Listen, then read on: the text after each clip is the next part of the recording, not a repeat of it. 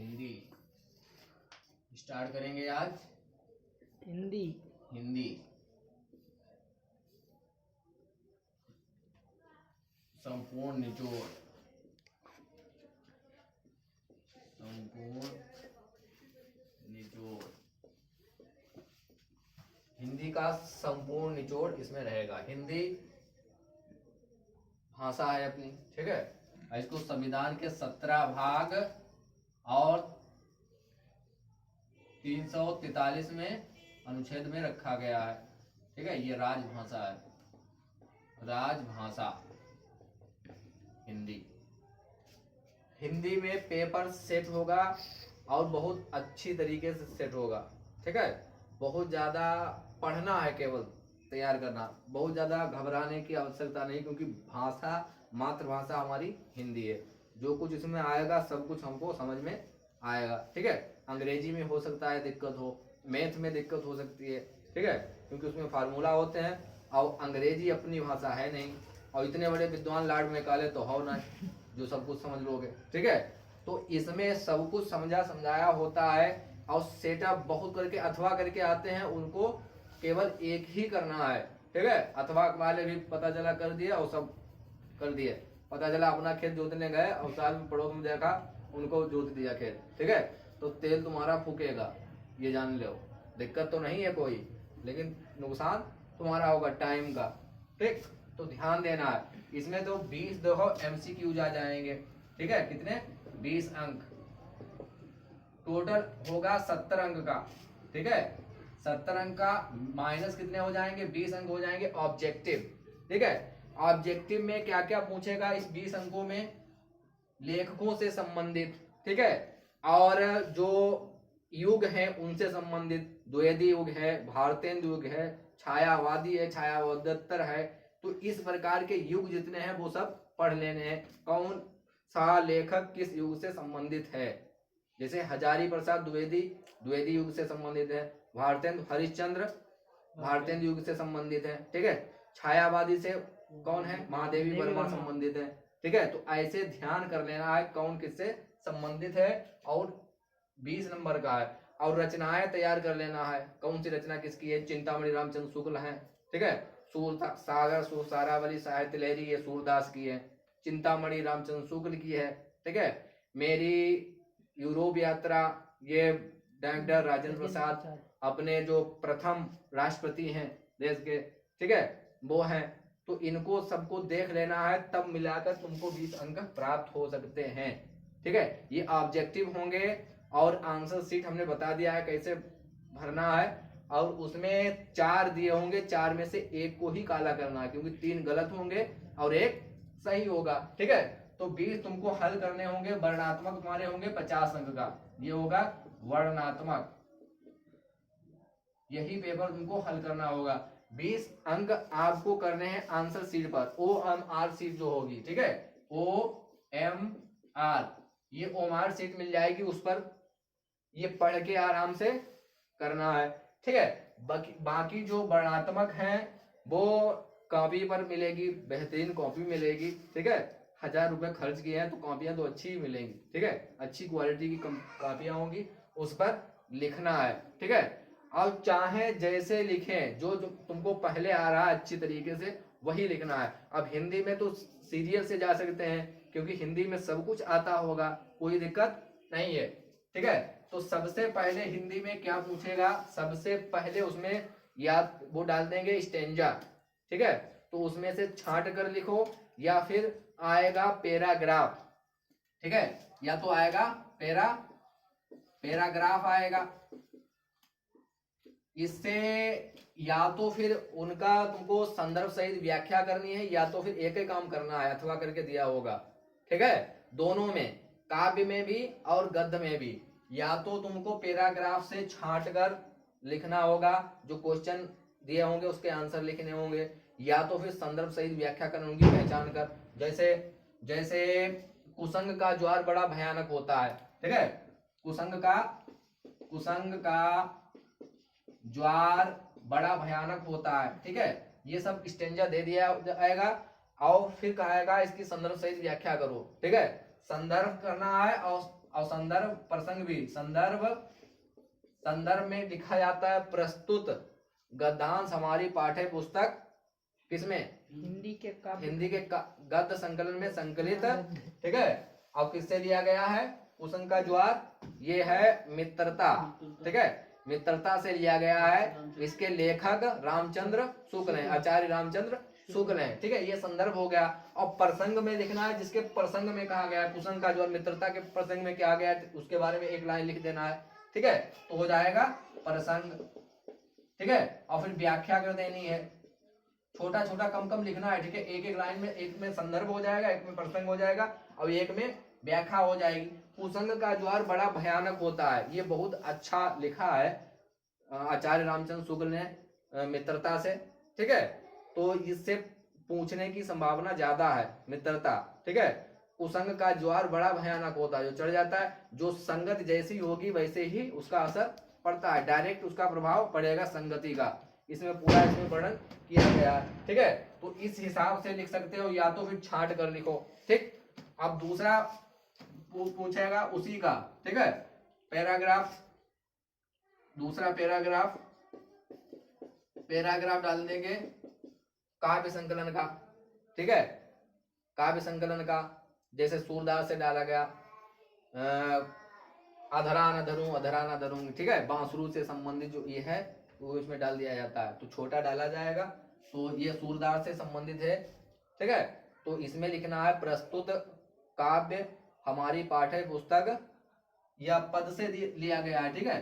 प्रस्तुत पद हमारी पाठ्य पुस्तक काव्य संकलन में संकलित पद से लिया गया है, जिसके रचयिता सूरदास जी हैं, ठीक है। बस इतना डाल दिया जाएगा। इसमें भी संदर्भ होगा और फिर प्रसंग होगा और उसके बाद में व्याख्या कर देना है, ठीक है। उसके बाद में व्याख्या कर देना बहुत बढ़िया करके, अधरा न धरूं अधरा न धरूं, ठीक है। बांसुरी के प्रति क्या कहा गया है, ठीक है, सूरदास ने। गोपियां जो हैं श्री कृष्ण के संदर्भ में ये पूरा है, और श्री कृष्ण भक्त के ये हैं सूरदास, ठीक है। सूरदास श्री कृष्ण विचारधारा के हैं, और कुछ लोग हैं उसके रामचंद्र, ठीक है, रामकृष्ण विचारधारा के, ठीक है। वो हैं का नाम का तुलसीदास, ठीक है। तुलसीदास का नाम रामचंद्र के हैं और श्री कृष्ण के हैं ये हैं, ठीक है, सूरदास। रसकान है, ठीक है, कई हैं इसमें। तो इस हिसाब से इसमें लिखना है, पद से लिया गया है, तो ये ध्यान रखना है कहाँ से लिया गया है, तब व्याख्या कर पाओगे। ये हो गया, निपट जाएगा तुम्हारा, ठीक है। उसके बाद इसके बाद क्या पूछा जाता है, जीवन परिचय। फिर इसके बाद में जीवन परिचय पूछा जाएगा, जीवनी, ठीक है। जीवने 3 दी होंगी, 3 में से 1 लिखना है, ठीक है। कितनी दी होंगी, 3 दी होंगी।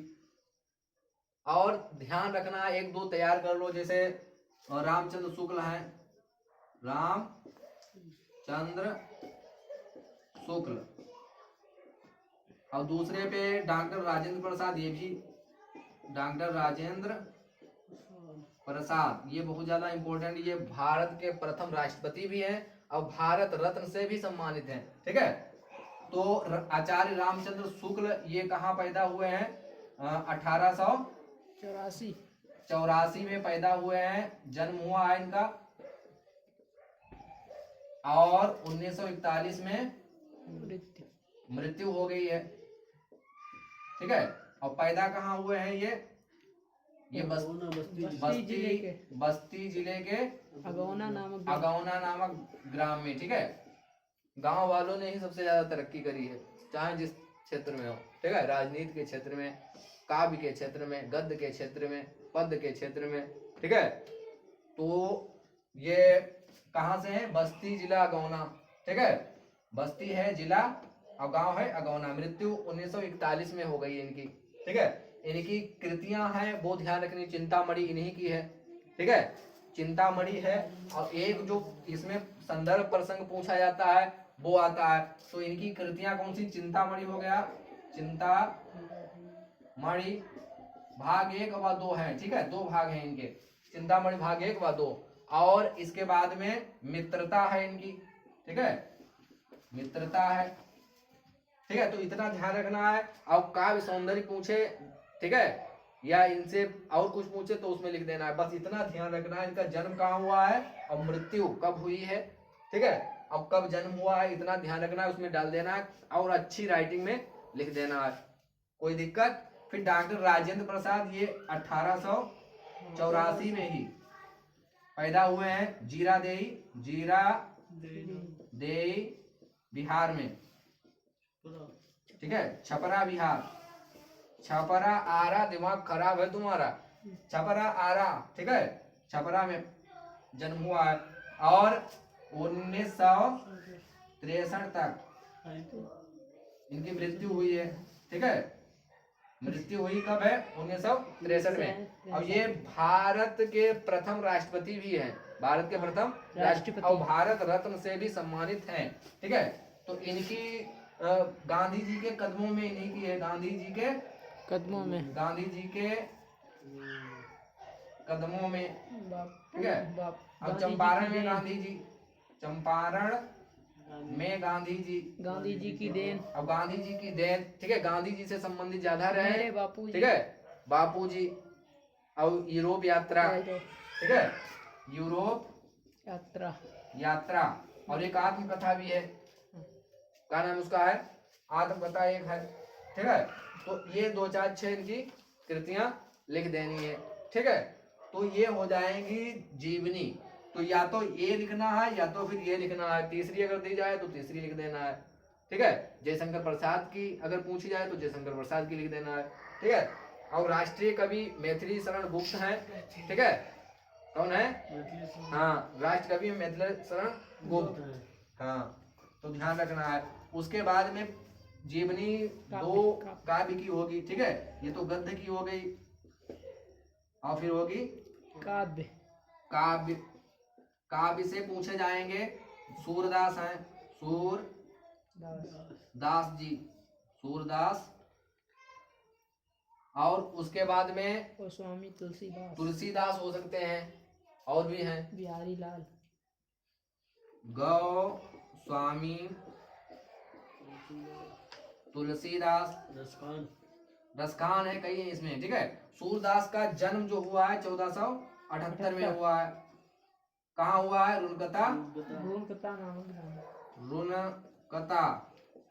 रुनकता नामक ग्राम में हुआ है। और मृत्यु हुई है 1583 में मृत्यु हुई है। सूरदास की कृतियां जो है वो 3 हैं, कृतियां इनकी कितनी है?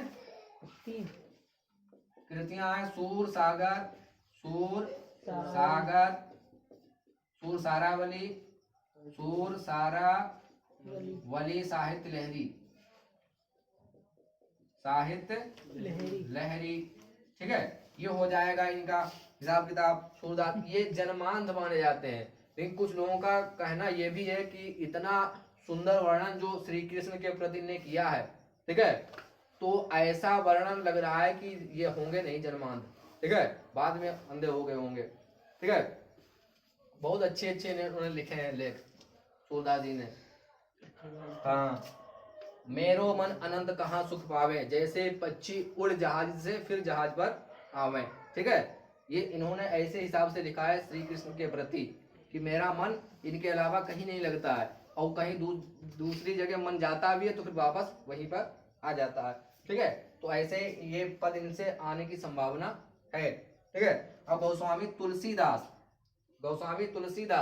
ये तो आने सूर कबीर तुलसी और बिहारी, इनसे बोर्ड परीक्षा हारी, ये 4 तैयार कर लिए तो जान लो इनसे तो छूटने गए।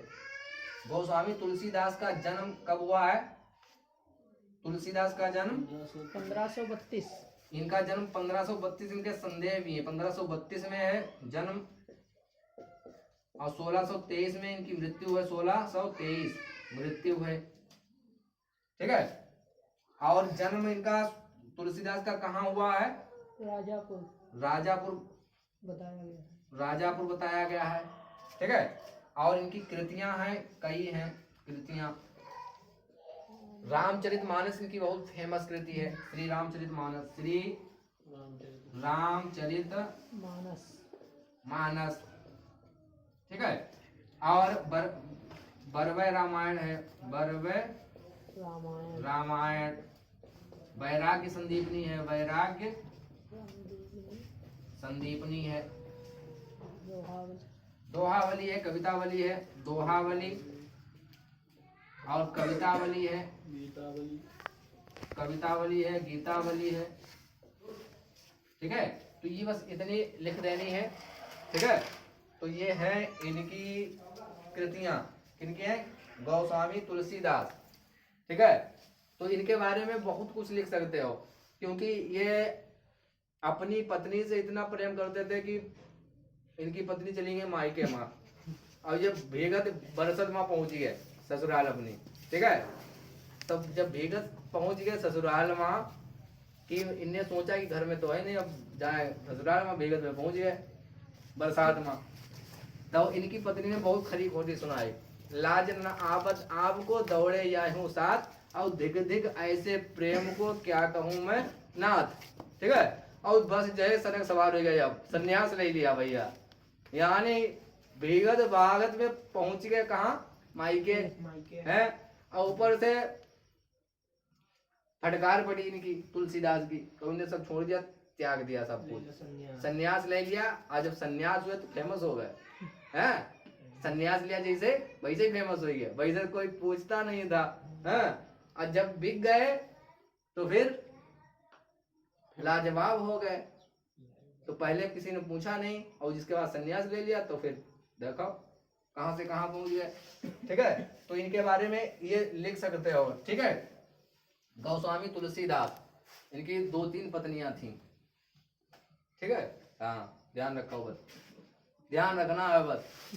हाँ, इसके बाद में इनका खत्म हो जाएगा सिस्टम। अब इसके बाद में आएगा उपसर्ग वगैरह है, प्रत्यय है। ठीक है,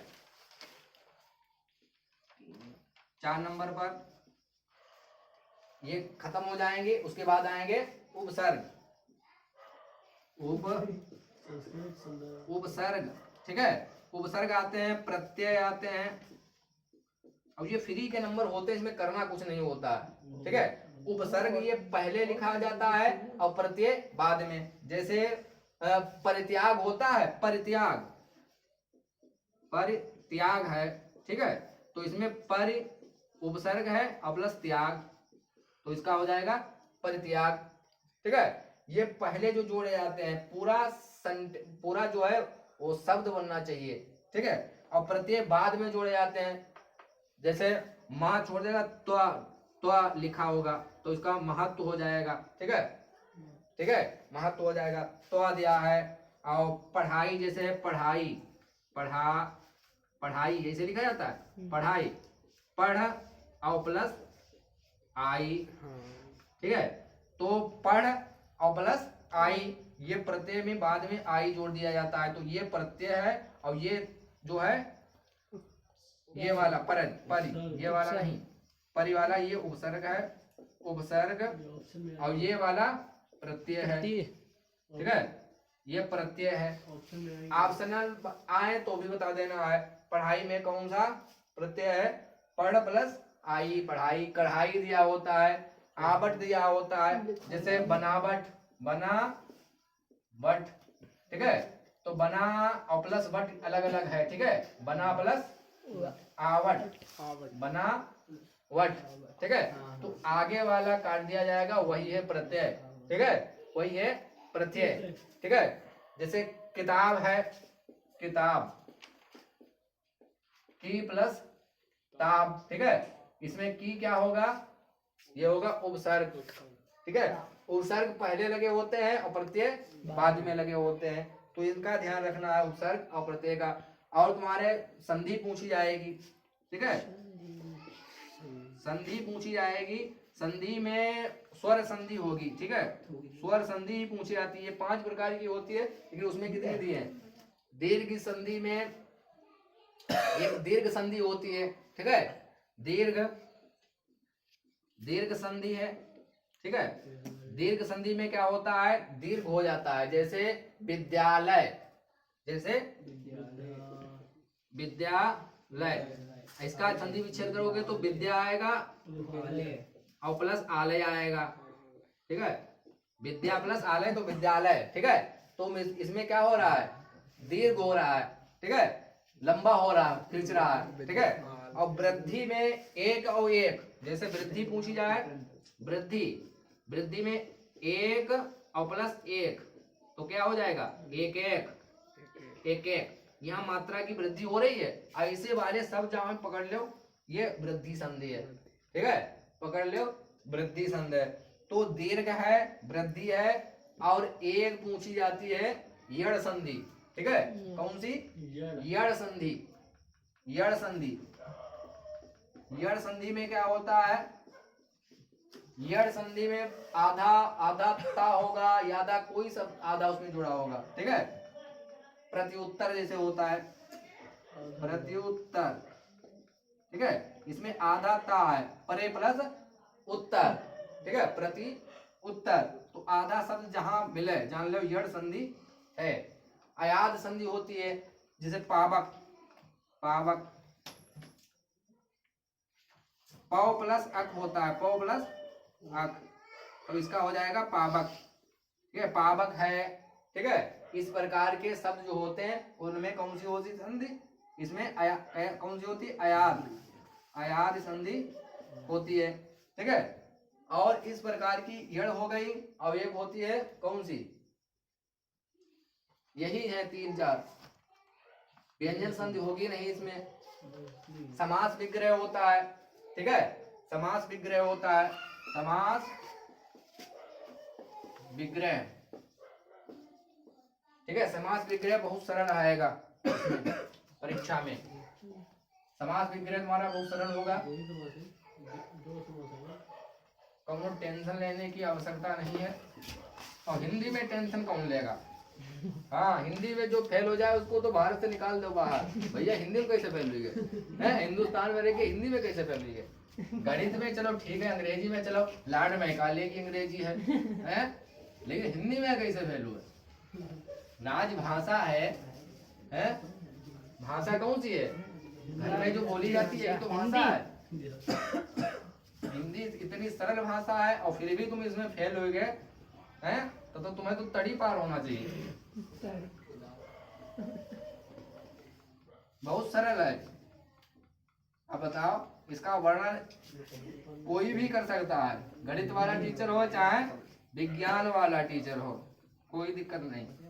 हिंदी का वर्णन सब कर सकते हैं, क्योंकि भाषा हमारी कौन सी है, हिंदी, हिंदी है। हाँ, संविधान में ये भाग 17 और 344 अनुच्छेद में वर्णित है, ये राजभाषा है, ठीक है। समास विग्रह देखें, समास विग्रह, समास विग्रह दो प्रकार के, एक द्विगु है, द्विगु समास, अब एक है द्वंद्व, द्वंद्व समास, ठीक है। द्विगु की पहचान ये है कि ये संख्यावाची होगा, क्या होगा, संख्यावाची, संख्यावाची होगा, ठीक है। जैसे जैसे तिराहा, त्रिनेत्र हो जाएगा, त्रिनेत्र हो जाएगा, और क्या होगा, और क्या होगा, त्रिनेत्र हो जाएगा, और त्रिभुज हो जाएगा, चतुर्भुज हो जाएगा, चतुर्भुज हो जाएगा, ठीक है। तो इस प्रकार की संख्या उसमें दी होगी, पंचतत्व होगा, ठीक है, उसमें 5 हैं, ठीक है। तो ये पंजाब है, ये भी, इसमें भी पंजाब, इसमें भी क्या है, द्विगु समास है, ठीक है, संख्यावाची होगा। और द्वंद्व समास में क्या होता है, इसमें योजक चिन्ह होगा, सबसे बड़ी पहचान है योजक चिन्ह, योजक चिन्ह होगा। योजक चिन्ह कैसे होता है, ऐसे बीच में होता है, जैसे माता पिता, ठीक है, माता पिता, राजा रानी, ठीक है, इस प्रकार के होंगे। तो ये कौन से होंगे, द्वंद्व समास होंगे, दो ही समास रखे हैं, ठीक है। और तुम्हारे तत्सम होंगे, क्या होंगे, तत्सम होंगे। तत्सम उसे कहते हैं जो संस्कृत का ज्यों का त्यों आ गया है, ठीक है। संस्कृत का है जैसा का तैसा हमने ले लिया है, ठीक है, उसे कहते हैं तत्सम। और तद्भव वो है जो चेंज होकर आया है संस्कृत से, ठीक है, चेंज होकर आया है। हाँ, तो तत्सम वाले लिखने हैं, तद्भव वाले पहचान में होगी, ठीक है।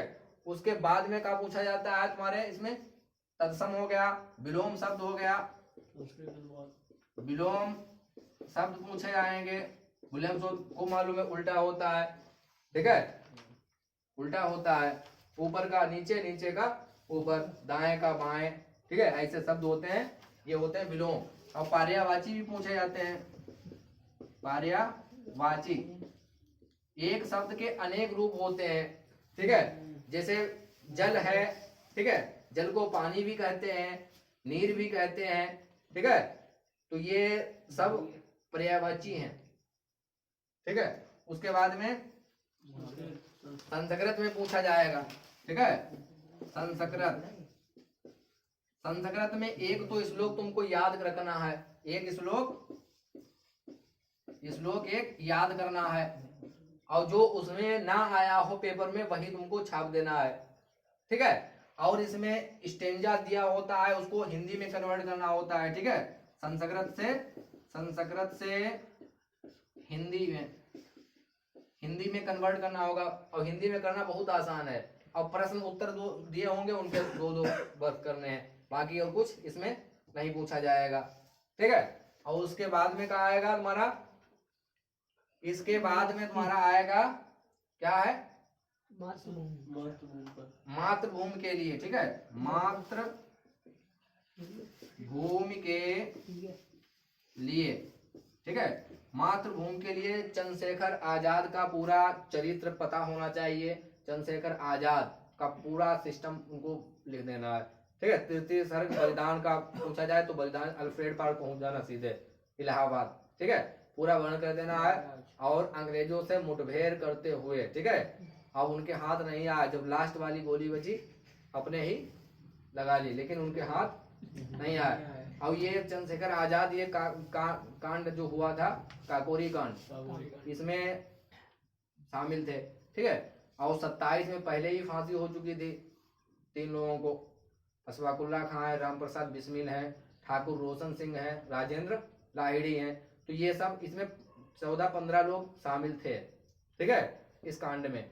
तो ये घटना को अंजाम दिया गया। तो मातृभूमि के लिए ये सब तैयार कर लेना है। मध्य प्रदेश में पैदा हुए थे, ठीक है, और इसमें कुछ बचा है, पूरा खल्लास हो गया है।